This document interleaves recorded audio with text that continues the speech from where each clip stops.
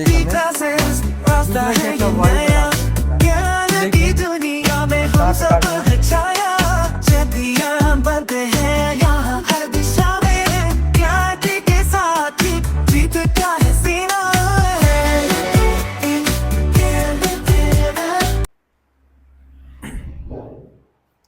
So hello everyone, हम आ चुके हैं एक बहुत ही इंपॉर्टेंट क्लास के साथ। जो भी क्लास 10 हिंदी मीडियम के बच्चे हैं, बोर्ड एग्ज़ाम की तैयारी कर रहे हैं या फिर साथ साथ किसी कंपटीशन एग्ज़ाम की तैयारी कर रहे हैं, उन बच्चों के लिए बहुत ही इंपॉर्टेंट एक क्लास होगी। और इस चैप्टर के हम एक एक पॉइंट को और एक एक नोट्स को एकदम अच्छे से समझेंगे और एकदम एक एक पॉइंट को समझने की कोशिश करेंगे। जो भी टफ होंगे उन्हें ईजी बनाने की कोशिश की जाएगी। तो आज जो हमारा चैप्टर है उसका नाम है क्या? दो चर वाले रैखिक समीकरण। ठीक है, दो चर वाले रैखिक समीकरण। ठीक है, तो ये क्या हमारे चैप्टर का नाम, जो भी क्या है, क्लास 10 का चैप्टर है। क्लास 10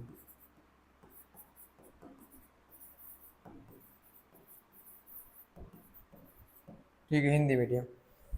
अब हम इसमें क्या करेंगे, इस चैप्टर में एनसीईआरटी की बुक को पढ़ेंगे। किस कौन सी बुक? NCERT book. क्योंकि जो भी आपके एग्जाम हो रहे हैं उनमें क्या है, एनसीईआरटी की बुक से क्वेश्चन आते हैं। जो भी आते हैं उन्हीं के कंसेप्ट से आते हैं। अगर हमें एनसीईआरटी की बुक और उसके एक एक कंसेप्ट समझ में आ जाएंगे तो हमें क्या होगा, क्वेश्चन बहुत ही अच्छे से, कोई एग्जाम के क्वेश्चन होंगे वो भी अच्छे से सॉल्व हो जाएंगे। क्योंकि हमारा जो भी बेस है वो एनसीईआरटी है। तो हम एनसीईआरटी को अच्छे से समझ लेंगे तो हमें क्या होगी, बहुत ही हेल्प मिलेगी अपने क्वेश्चन को करने के लिए। और इसकी एक एक कंसेप्ट को भी सीखेंगे आज। ठीक है, जो भी कंसेप्ट होते हैं, जिस तरह के भी क्वेश्चन होंगे उनके बारे में अच्छे से सॉल्व करेंगे और एक एक क्वेश्चन को समझेंगे। ठीक, फिर इसी के साथ हम चैप्टर अपना शुरू करते हैं। तो बात करें चैप्टर की। इस चैप्टर का क्या नाम है? दो चर वाले रैखिक समीकरण युग। ठीक है, तो हमने क्या किया, पहले इस चैप्टर के बारे में जो परिचय है, जो इस चैप्टर का मतलब है, वो हमने पढ़ रखा है लेक्चर 1 में। अगर आप डायरेक्ट इस लेक्चर को देख रहे हैं, सबसे पहले लेक्चर 1 को देखें, उसके एक एक पॉइंट को समझें, इस चैप्टर के फार्मूले क्या हैं या फिर इस चैप्टर में कैसे क्वेश्चन बनते हैं उनके बारे में हमने क्या है, बहुत अच्छे तरीके से पढ़ रखा है। तो अगर आप उस लेक्चर को देखेंगे तो आपको समझ में और ही अच्छे से आएगा। ठीक, तो हम डायरेक्ट अपनी एक्सरसाइज को सॉल्व करना सीखेंगे। तो एक्सरसाइज जो 1 हमारी है, बात करें एक्सरसाइज 1 की। देखिए ये क्या है, इस चैप्टर का बहुत ही इम्पोर्टेंट पार्ट इसका है। ठीक, इसको ये पूरा आपको याद होना चाहिए। एनसीईआरटी का है, इससे बहुत ही क्वेश्चन, आपके पूरे चैप्टर के क्वेश्चन लगभग इसी पे ही आधारित। तो ये जो ग्राफ दिया हुआ है आपको याद होना चाहिए अच्छे से। ठीक है, फिर आगे बात करते हैं अपनी एक्सरसाइज की। तो शुरू होती है हमारी एक्सरसाइज यहाँ से। प्रश्नावली 1। ठीक है, क्या प्रश्नावली 1? देखिए आज के बाद जो प्रश्नावली 1 है ये क्या है, ज़्यादा ग्राफ पे आधारित क्वेश्चन है। ठीक है, इसमें जो क्वेश्चन बनेंगे आपके एक्सरसाइज 1 में, वो ग्राफ पे बहुत क्वेश्चन बनेंगे। लगभग एक्सरसाइज 1 में आपको ग्राफ हमने लेक्चर 1 में बहुत ही अच्छे से समझा रखा है, उसके 2-3 क्वेश्चन भी करवा रखे हैं। उसको देख करके अगर ये आप सॉल्व करेंगे तो लगभग आपके क्वेश्चन 50-75% तक आपके क्वेश्चन सॉल्व हो जाएंगे। तो हमने ग्राफ का कंसेप्ट बहुत ही अच्छे से अपने लेक्चर 1 में समझा रखा है। ठीक है, यहाँ कुछ डायरेक्ट करेंगे, उसको अगर आप पहले देख लेंगे तो आपको क्या होगा, बहुत चीज समझ में है। कह रहा है निम्न समस्याओं में रैखिक समीकरण योग। रैखिक का मतलब होता है जिसकी घात क्या हो, एक हो। युग मतलब होता है जोड़ा। बनाइए और उनके ग्राफी विधि से हल कीजिए। कह रहे निम्न समस्याओं को जो दिए हैं क्वेश्चन, इनको क्या करें, रैखिक समीकरण योग में बनाएं और क्या करें, उनको ग्राफ के माध्यम से इस क्वेश्चन को सॉल्व करें। तो पहला क्वेश्चन है कि कक्षा 10 के 10 विद्यार्थियों ने एक गणित की पहली प्रतियोगिता में भाग लिया। यदि लड़कियों की संख्या लड़कों की संख्या से 4 अधिक है तो प्रतियोगिता में भाग लिए गए लड़कों और लड़कियों की संख्या ज्ञात कीजिए। कह रहा है कि कोई पहले की प्रतियोगिता हुई, उसमें लड़की और लड़कियों की जो संख्या थी वो टोटल क्या थी, 10 थी। लेकिन लड़कों की संख्या लड़कियों से क्या थी, 4 अधिक थी। इसकी लड़कियों की संख्या क्या थी, लड़कों से 4 अधिक थी। तो आपको समझना है कि कुल विद्यार्थियों की संख्या यहाँ पे कितनी है, 10 है, और लड़कियों की संख्या और लड़कों की संख्या आपको पता करना है। वो भी क्या है, यहाँ पे 4 अधिक है लड़कियों की संख्या से लड़कों की संख्या। ठीक, तो क्वेश्चन को सॉल्व करेंगे। सबसे पहले तो हमें मालूम नहीं है लड़कों और लड़कियों की संख्या। सबसे पहले हम समझेंगे कि लड़कों की संख्या कितनी थी और लड़कियों की संख्या कितनी थी। ठीक, तो क्वेश्चन शुरू होता है यहाँ से। मेन क्या है, माना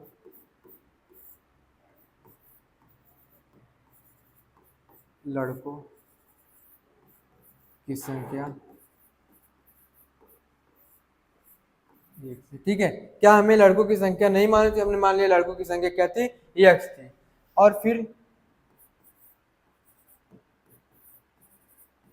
लड़कियों की संख्या क्या है, y है।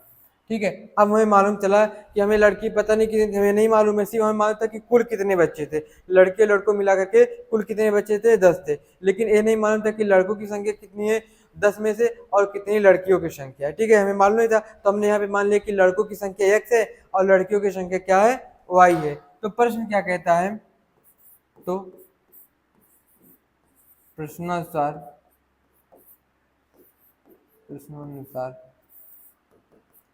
लड़कों और लड़कियों की संख्या क्या थी, बराबर 10 थी। तो हमारा पहला क्या हुआ, रैखिक समीकरण बना। ठीक है, कहा था क्वेश्चन में कि इन समस्याओं को क्या करें आप, रैखिक घात में रैखिक समीकरण में लिख करके ग्राफी विधि से सॉल्व करें।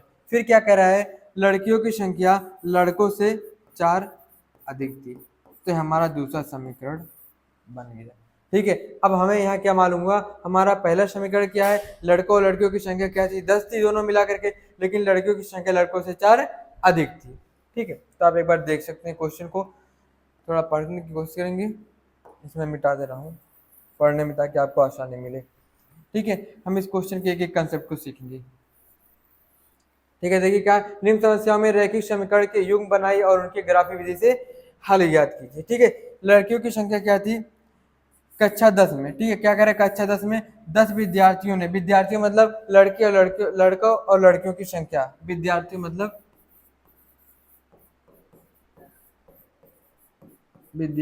हो जाएगा लड़कों की संख्या और लड़कियों की संख्या। ठीक है, दोनों मिला करके कितनी थी, 10 थी। ठीक है, विद्यार्थी जब आएगा तो लड़के और लड़कियां दोनों उसमें आ जाती हैं। फिर कह रहा है एक गणितीय पहेली, मतलब कोई एक स्कूल था उसमें इतने लड़के और लड़कियों की संख्या 10 थी और एक गणित की प्रतियोगिता हुई पहेलियों की, उसमें क्या हुआ, 10 बच्चों ने भाग लिया, 10 विद्यार्थी ने भाग लिया। यदि लड़कियों की संख्या लड़कों से 4 अधिक है, क्या जो लड़कियों की संख्या है वह लड़कों से 4 अधिक है, लड़कों से क्या है, 4 अधिक है।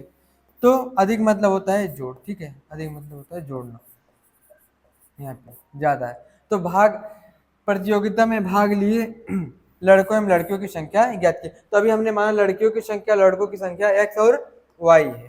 ठीक है, तो अब हमें क्या करना है, इसे ग्राफिक विधि से मान निकाला है। लेकिन इससे पहले क्या करेंगे, हम एक समीकरण का x और y का मान निकालेंगे और दूसरे समीकरण का x y का मान निकालेंगे, उसके बाद हमें ग्राफिक विधि सॉल्व करने में हेल्प मिलेगी। जब तक हम x y का मान नहीं निकालेंगे तब तक हमारा क्वेश्चन ये पूरा नहीं होगा। अभी हमारा आधा क्वेश्चन ये सॉल्व हुआ। अब हम लेते हैं समीकरण 1,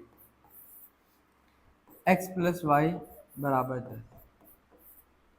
यदि हम x का मान क्या मान लें, 0। ठीक है, यहाँ पे x का मान हम अगर 0 मान ले रहे हैं तो क्या होगा, 0 प्लस वाई बराबर 10, यानी y बराबर 10, और x का मान कितना था, 0, यानी 0, 10। एक बिंदु हमें ये प्राप्त हुआ। ठीक है, एक बिंदु हमें ये प्राप्त हुआ। अब अगर हम यहीं पे y का मान 0 मान ले, हम क्या करेंगे, क्वेश्चन को यार टफ नहीं, ज़्यादा हम क्वेश्चन को इजी बनाने की कोशिश करेंगे ताकि आपको क्या हो, बहुत ही अच्छे से समझ में आए। टफ बनाने की कोई जरूरत नहीं, अगर क्वेश्चन इजी सॉल्व हो जा रहा है तो क्यों ना उसे इजी बना कर ही सॉल्व किया जाए। ठीक है, फिर अगर हम क्वेश्चन की बात करें दूसरे, x प्लस वाई बराबर है, अगर हम y का मान यहाँ पे 0 मान ले रहे हैं तो क्या होगा x प्लस 0 बराबर 10, x बराबर क्या हो जाएगा 10, यानी यहाँ पे आ गया 10 कामा 0, बिंदु 10 कामा 0। ठीक है, अब हम बात करेंगे अपने दूसरे क्वेश्चन की तरफ बढ़ते हैं। हमारा यहाँ समीकरण एक हमें मान के, दूसरा क्या था y बराबर x प्लस, ठीक है, क्या था y बराबर x प्लस 4। अब यहाँ भी जैसे हमने क्या कहते हैं, एक बार x का मान 0 एक बार y का मान 0 माना, ऐसे यहाँ भी कर लेंगे सॉल्व। ठीक है, क्या करेंगे यहाँ पे अगर हम x का मान 0 मान ले रहे हैं तो क्या हो जाएगा y बराबर 0 प्लस 4।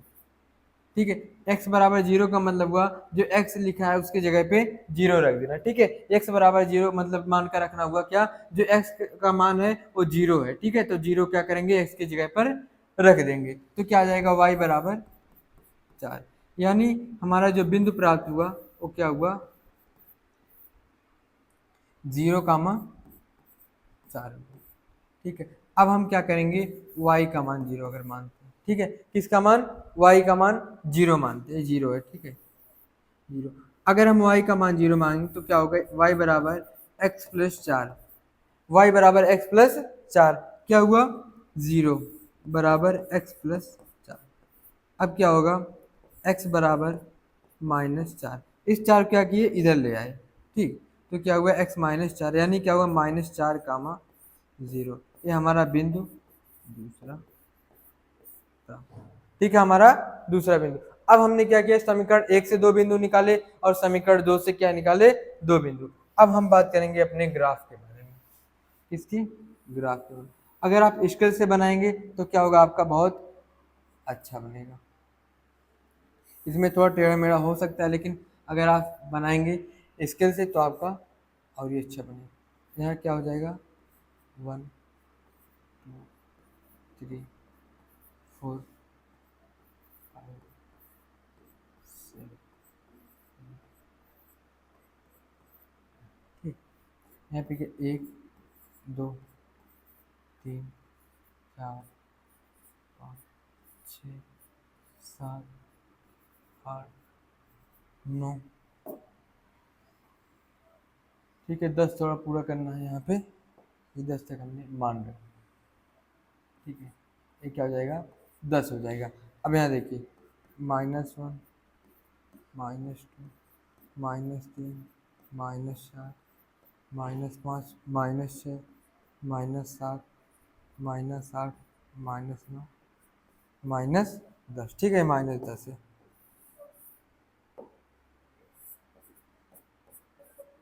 -10, ठीक है। अब ऐसे यहाँ भी मान लेंगे -1 -2 -3,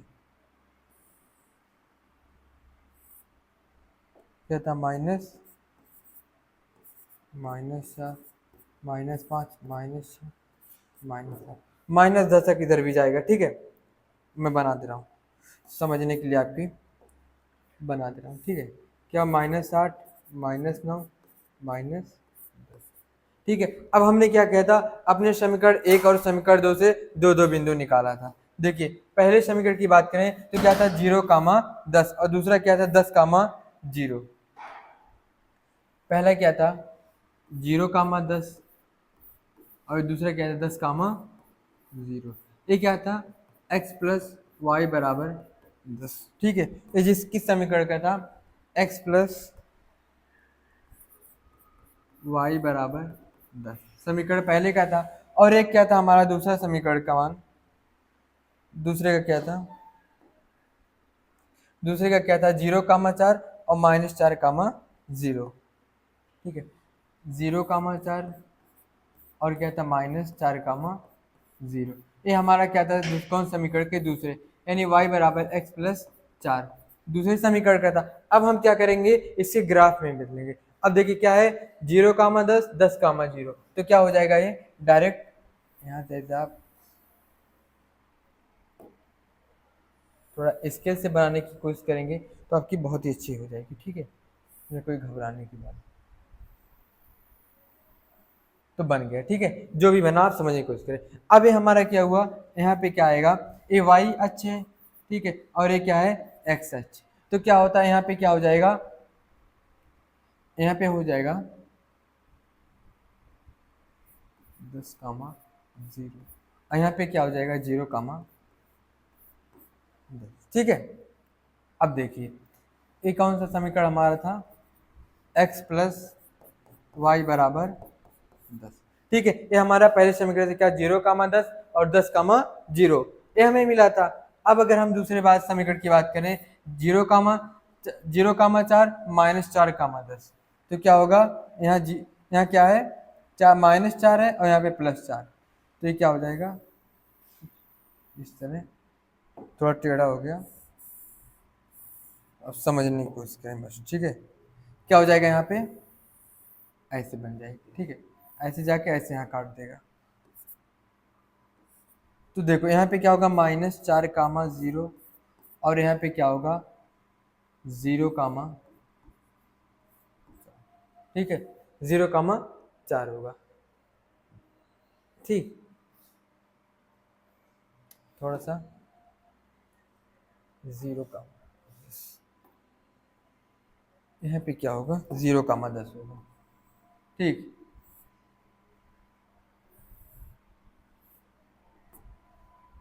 जीरो कामा 10 और यहाँ पे क्या होगा 10,0। ठीक है, अब देखिए एक कौन से बिंदु पे काटेगा 6 और 4, लेकिन कहाँ पे काट रहा है, इस 6 पे काट रहा है और यहाँ 4। ठीक है, यहाँ क्या है, यहाँ जिस हिसाब से काट रहा है उस हिसाब से मैं बता रहा हूँ। ठीक है, ये दोनों बिंदु जहाँ पे प्रतिच्छेद कर रहे हैं उसके हिसाब से बता रहा हूँ, लेकिन जब क्या करेंगे आप अपने कॉपी में स्केल के साथ सॉल्व करेंगे तो आपका आंसर सही आएगा। यहाँ थोड़ा इधर उधर आ सकता है, लेकिन अगर आप स्केल से करेंगे तो आपका एग्जैक्ट जो आपके बुक का आंसर एनसीईआरटी है वही आएगा। ठीक है, तो क्या आ गया 6, तो क्या है लड़कों की संख्या, लड़कों की संख्या और लड़कियों की। अब देखिए क्या किया हमने इस समस्या से, समीकरण 1 और 2 निकाला। समीकरण 1, 2 से क्या किया हमने, x और y का मान कुछ कहीं x का मान कुछ रखा और कहीं y का कुछ मान रखा, उससे हमें x y का मान निकला। x y का मान जो निकला हमने एक ग्राफ बनाया, उसके हिसाब से क्या किया, एक प्रतिच्छेद रेखाएं बनाई, और जहां पे दोनों रेखाएं एक दूसरे को काट रही हैं यानी प्रतिच्छेद कर रही हैं उसके बराबर देखना आपको कौन कौन से बिंदु पे काटे। जैसे देखिए यहाँ पे क्या है 4 पे काट रही है इसको, और ये क्या है 6 पे काट रही है, 6,4। अगर आप अपनी कॉपी बनाएंगे तो क्या है कुछ दूसरा आंसर भी आ सकता है।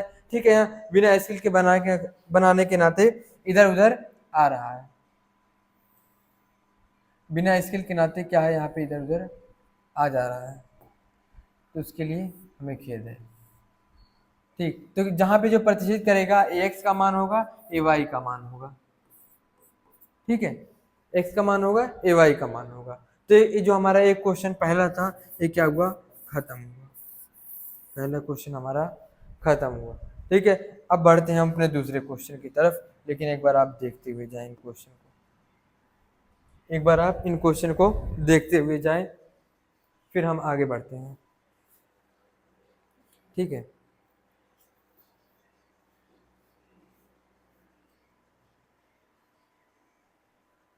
फिर हम अपने आगे बढ़ते हैं क्वेश्चन की तरफ। इसका आंसर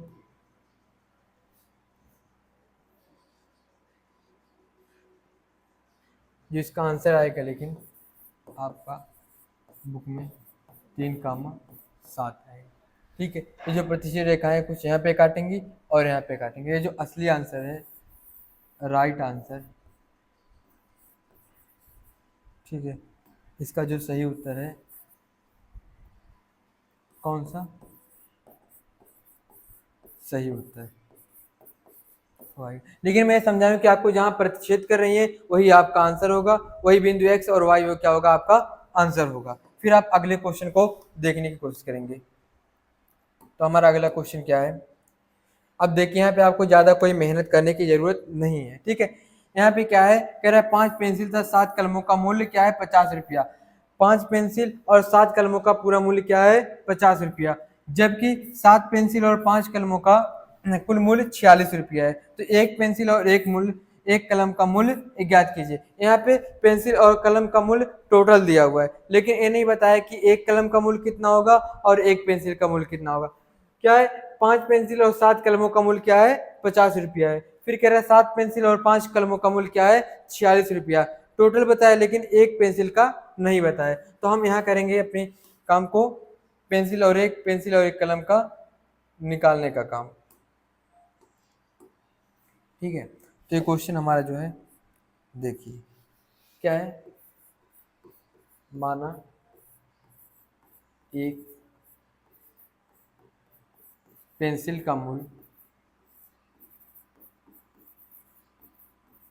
क्या है, x है, तथा एक कलम का मूल्य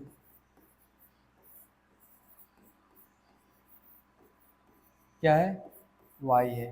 ठीक है, एक कलम और एक पेंसिल का मूल्य क्या है, x और y। लेकिन यहाँ पे क्या दिया हुआ है, 7 कलम, कितना दिया है, 5 पेंसिल और 7 कलम, 5 पेंसिल और 7 कलम। तो क्या हो जाएगा, 5x प्लस 7y बराबर 50। तो समीकरण हमारा एक बन गया। फिर बात करें 7x प्लस 5y बराबर 46। इस समीकरण दो मैंने यहाँ से लिया, अपने मन से नहीं बनाया है। ठीक है, दूसरा क्या है, 7 पेंसिल और 5 कलम का। यहाँ पे क्या था, 5 पेंसिल तो यहाँ पे 7 पेंसिल, यहाँ पे 7 कलम तो यहाँ पे 5 पेंसिल, लेकिन टोटल क्या है, 46 रुपये। अब फिर इस क्वेश्चन को भी क्या करना है, उसी ग्राफी विधि से हमें सॉल्व करना, जैसे हमने अपने पिछले क्वेश्चन को सॉल्व किया था। ठीक है, इस तरह हमने अपने पिछले क्वेश्चन को अभी सॉल्व किया है। तो आपको लगभग बहुत ही अच्छा समझ में आया होगा, तो आप जरूर कुछ ना कुछ जरूर सीखे होंगे। लेकिन जो भी मैं क्वेश्चन कर रहा हूँ, आप मेरे साथ कलम पेंसिल जो भी आपके पास है लेकर के बैठ जाएं, मेरे साथ क्वेश्चन सॉल्व करें। तो हम बात करते हैं पहले क्वेश्चन की।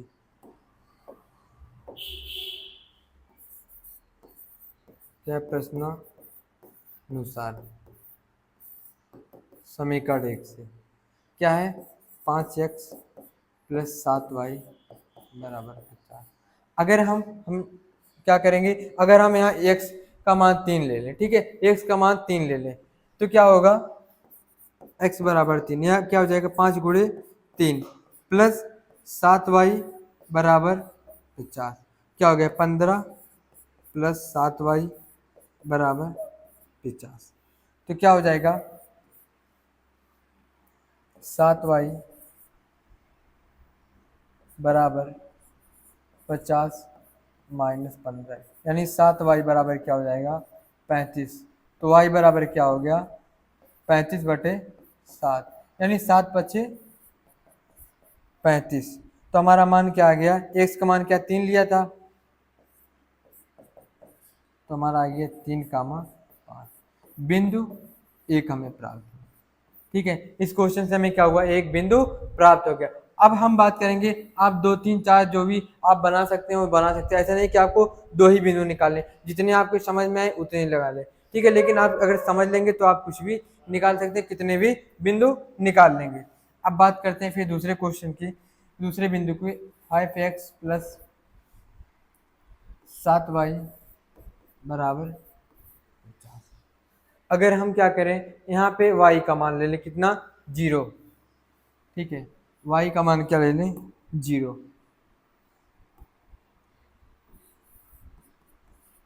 y का मान अगर 0 ले लें तो क्या होगा, 5x प्लस 7 गुणे 0 बराबर 50। तो क्या होगा, 5x बराबर 50, यानी x बराबर क्या हो जाएगा, 50/5। तो x बराबर क्या हो गया, 10। और हमारा y का मान क्या दिया था, 0। ठीक है, तो क्या हो गया, 10 का मान 0। हमें बिंदु दूसरा प्राप्त हुआ। ठीक है, अब हमें क्या हुआ, समीकरण 1 से बिंदु 1 और 2 प्राप्त हो गया। ठीक है, बिंदु 1 और 2 प्राप्त हो गया।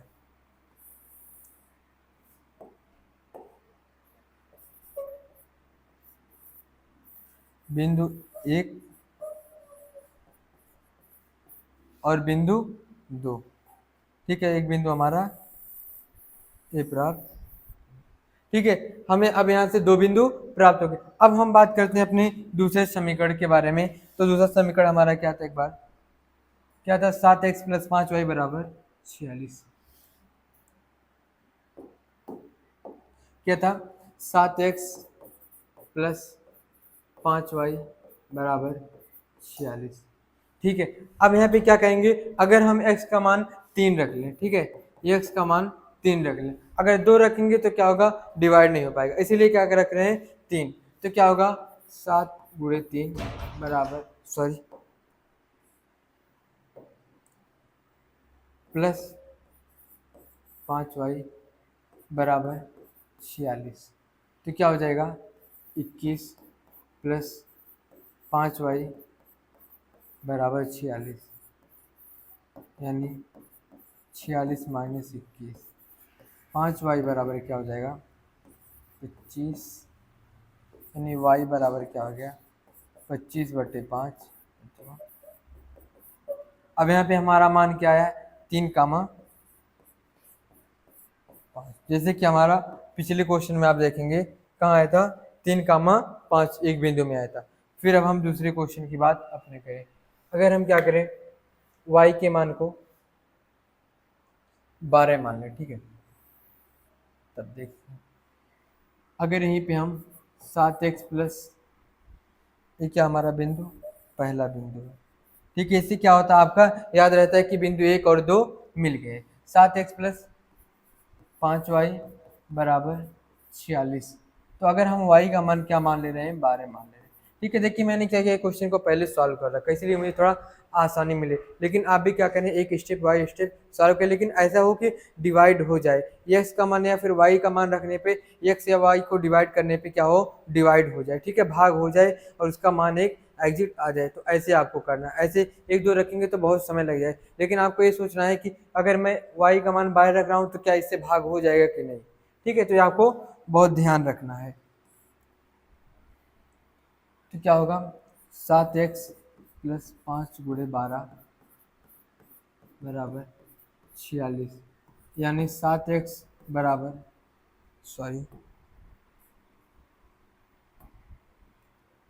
+60 = 46, यानी 7x = 46 - 60। 7x बराबर क्या हो गया, -14। x बराबर हो गया -14/7, यानी 7 दूना, x का मान क्या आ गया, -2। अब क्या आया, 12 का मान -2, सॉरी, x का मान पहले रहता है, -2 का मान 12। इस समीकरण से बिंदु हमारा दूसरा प्राप्त। ठीक है, बिंदु दूसरा प्राप्त हो गया। फिर अब आगे देखते हैं, थोड़ा आप नोट्स करें, उसके बाद फिर आगे देखने की कोशिश करते हैं। ठीक,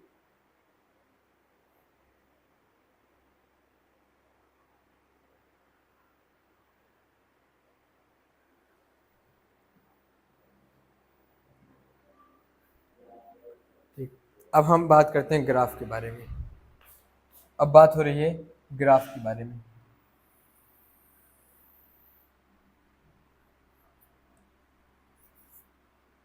अगर बात की जाए किसकी, ग्राफ की, तो क्या होगा, -1 -2 -3 -4 -5 -6 -7 -8 -9। ठीक है, तो हमें इसे -4 की यूज, इसलिए हम -4 तक ही रखते हैं।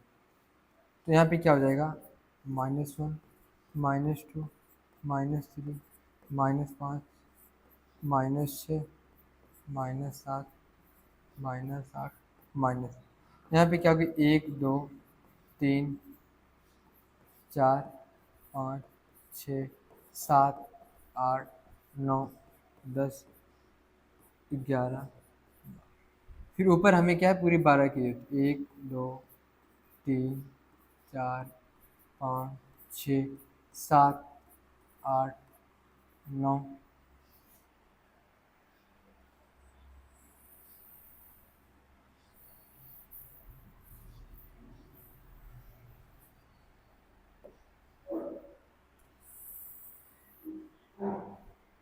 जहाँ पे हमें ज़रूरत है उसको बड़ा बनाते हैं, उसको छोटा बनाते हैं, ठीक है, हमें क्वेश्चन करने में।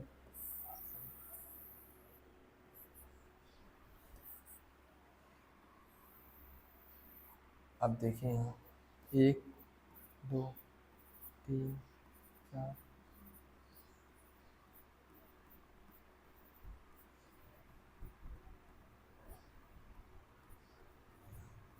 12।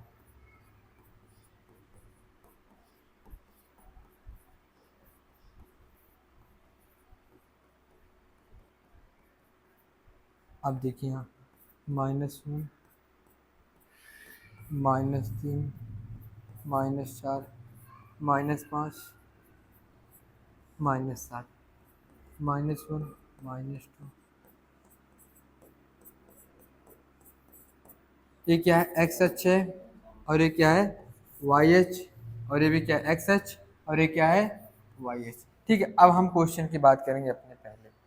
तो हमारा क्या आया था, 3, 5 और 10, 5। ठीक है, पहला बिंदु हमारा क्या आया था, 3, 5, और दूसरा बिंदु क्या आया था, 10, 0। ठीक, बात करते हैं क्वेश्चन 3, 5। तो हमारा क्या आया था, 3, 5 10, 0। ठीक है, यही आया था ना, एक बार देख लो। ठीक है, यही आया था। ये कौन समीकरण से आया था, 5x + 7y = 50। कौन से आया था,